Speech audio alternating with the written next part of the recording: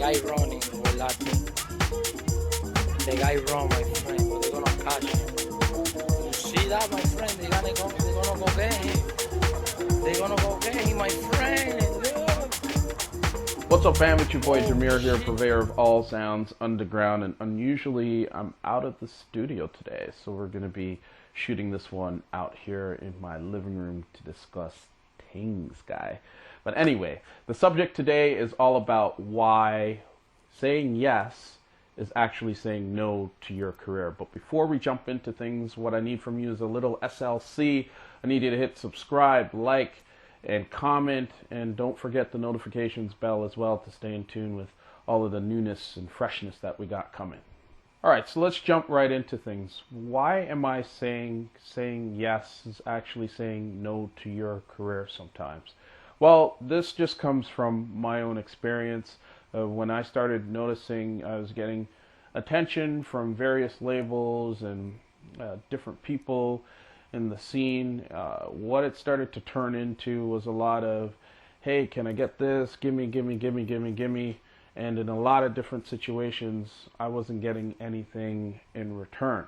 And not to say that I'm not a giving and loving person, but the reality is that if you do that too much, you'll lose sight of your own shit that you got to do. So here are some perfect examples of this. Like, can you do this remix for me? And if you do that, I'll hit you back later on and do you a favor, better known as a remix swap.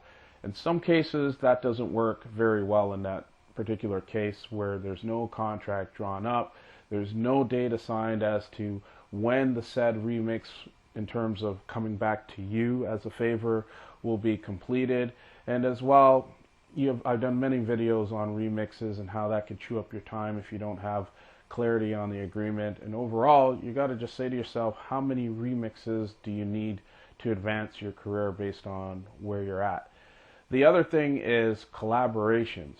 So a lot of people come out of the woodwork, some great artists, some new artists, some other artists looking to revive their careers and just sort of tag on and say, yeah, let's do a collab together.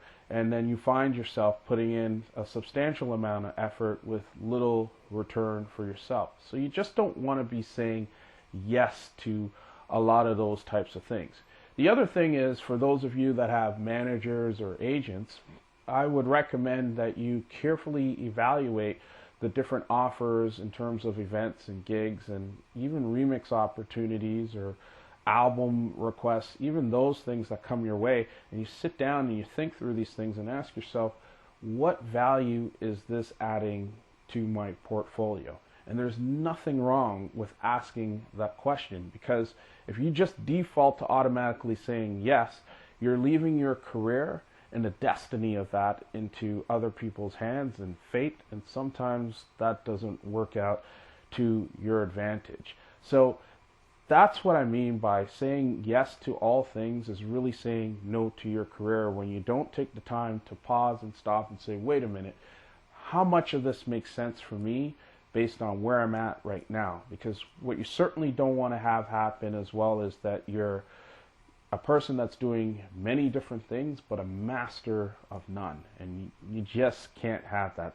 You got to prioritize things and make sure that that top 20% of things that you're putting a lot of good effort and focus in are delivering 80% of the desired results. And that's it, my friends. There you have it. All about why saying yes is saying no to your career sometimes. Let me know your thoughts about this one. I'd appreciate it. And you can do so by commenting and making sure you've subscribed, as well as hitting the like button and staying in tune for notifications if you haven't done so already with the notifications bell by clicking on that. Stay tuned and check out my other two videos over here. Peace.